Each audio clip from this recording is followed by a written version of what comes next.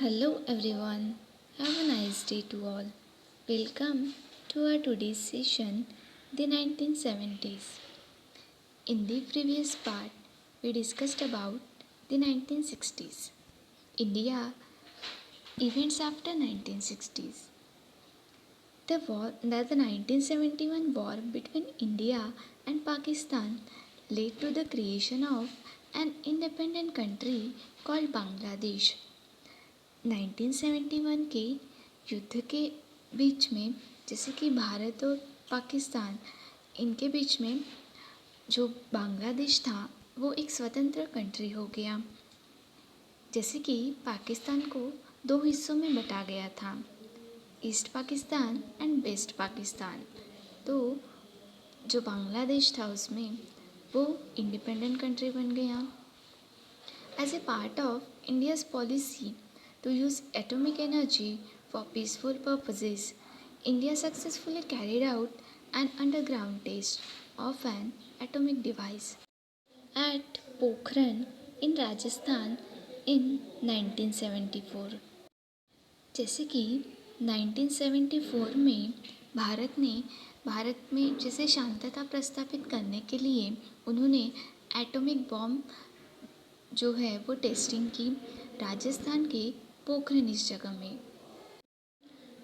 In 1975, the people of Sikkim voted for joining the Indian Republic and Sikkim became a full-fledged state in the Indian Federation।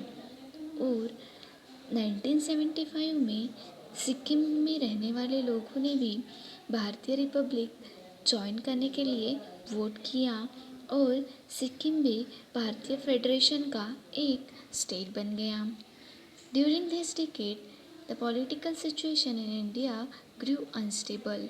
और उस शतक में जो भारत में राजनीतिक सिचुएशन थी वो अनस्टेबल हो गई।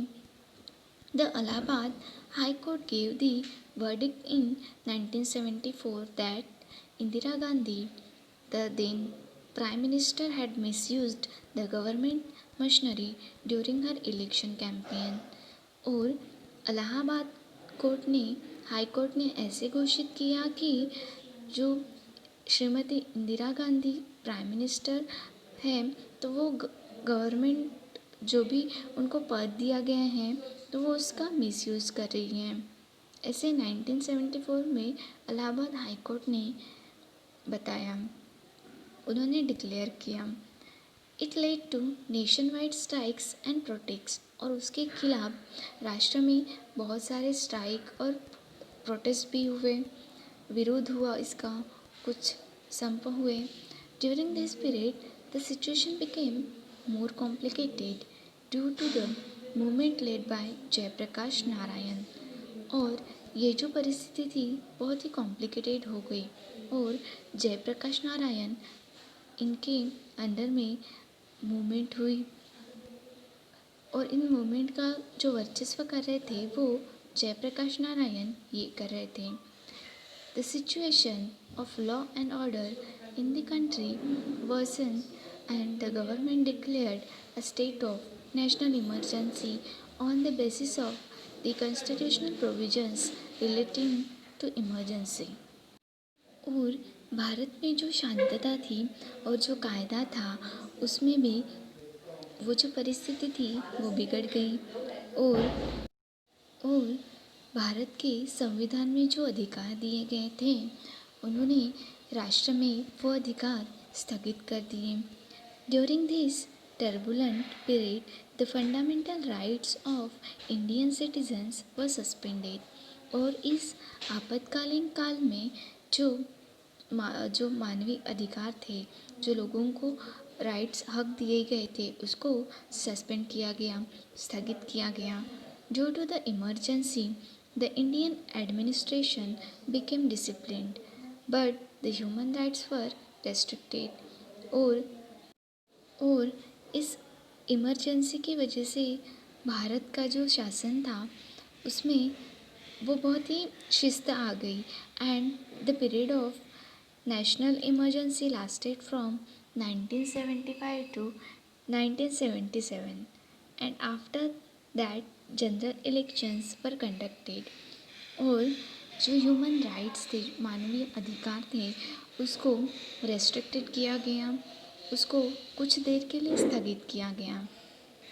और 1975 से लेकर 1977 तक जो जो वो काल था जिसमें, तो 1975 से लेकर 1977 तक ये जो काल रहा है, बहुत ही तब बहुत ही वो जो परिस्थिति थी भारत की, वो बहुत ही विकट थी। और उसके बाद ये सिचुएशन ठीक होने के बाद इलेक्शंस कंडक्ट किए गए। On the backdrop of the emergency, many opposition parties came together and formed a party called the Janata party. और इस विकट परिस्थिति में जो अपोजिट पार्टी के जो लोग थे, उन्होंने वो एक साथ आकर उन्होंने एक पार्टी को निकाला जिसको जनता पार्टी कहा गया है। The Congress party led by Indira Gandhi was roundly defeated by this newly form Janata party. और ये जो जनता पार्टी की वजह से जो कांग्रेस पार्टी थी, जो इंदिरा गांधी इन्होंने जो बनाई थी, तो वो कांग्रेस पार्टी को बहुत ही कम इम्पोर्टेंस मिला, वो पार्टी हार गई।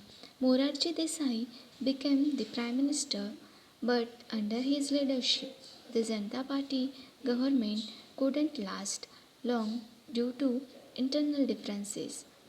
और उसके बाद मोरारजी देसाई ये प्रधानमंत्री हुए और उनके नेतृत्व में जो जनता पार्टी की सरकार थी, उनके आपस में जो मतभेद होने लगा, उसकी वजह से वो ज़्यादा काल तक टिक नहीं पाई। चरण Singh succeeded him, but even his government was a short lived one. उसके बाद चरण सिंह ये प्रधानमंत्री हुए और उनकी जो सरकार थी वो ज़्यादा काल टिक नहीं पाई, बहुत ही छोटा टाइम पीरियड तक वो रह पाए।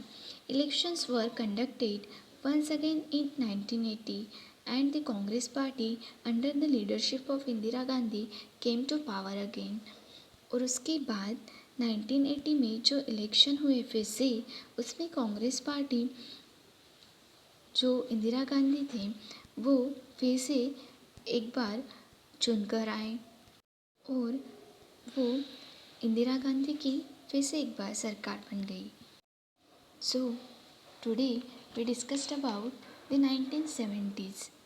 All the new words write down in your notebook.